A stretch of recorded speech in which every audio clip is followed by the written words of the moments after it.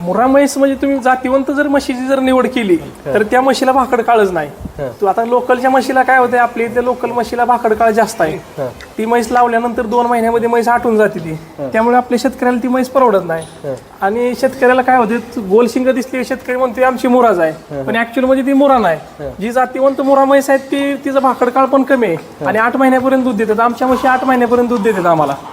घेताना जर तुम्ही म्हैस पारखून जर घेतली चांगली तर 100% म्हैस ही आणि दूध धंदा म्हशीचा फेल जाऊ शकत नाही.